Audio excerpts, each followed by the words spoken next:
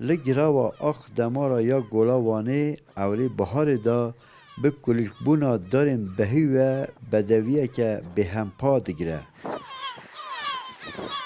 این سال فستیوال کلیکین بهیوان یا دویمین هات کرن. Arıktı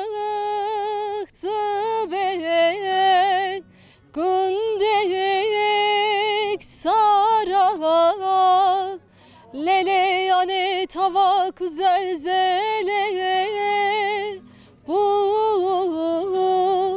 lele yani du ses etmezel. گروا آخ دماره هر دم ساله که خوشیبونک جدا دگره. هر سال و وقت دارا بهیو گلت ده سر شناهی گلوانه به هشتک و شارتی پیدا به. دنیای دا وان آخرت دا ایمان خوشکی وانه اوه سپاهیکی وانه اوه که سببی خلنا وانه ناسته که چاقونا سببی وانه خل ناسته که لازم هم جی تمیز بگیرین سپاهی بگیرین که خل به طعامهایی که پیدا بیتن.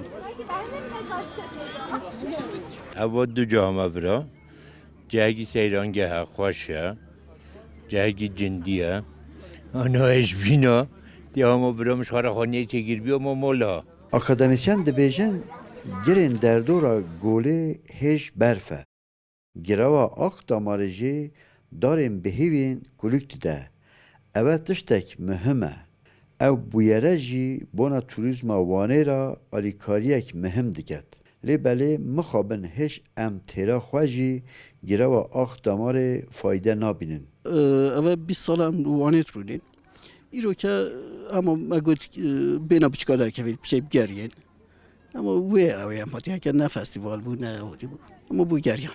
تابی بعد مملکت ما همه ارت خوشن همه ارت جنتن یعنی جهه ما پیچه به خدا نه پیچه سر نارواستن. اگه جهه بلکه جهه که اگه با آن رخت باطیه با نه بام باشکا بی. به هزاران کسین کو به کشتیان هاتن گراوه لی جهه کو کسک و شینلی هفت جیوین کلیلکن رنگ و بر رنگ وکری و نکشاندن و به ستران گوتن روژک خوش و کیف در باز کرن. سنار سال کردستان 24 گراوا آخ دماره وستان وان. Bilmiyorum ne haldayım gidiyorum gündüz gece gündüz gece gündüz gece gündüz gece hey.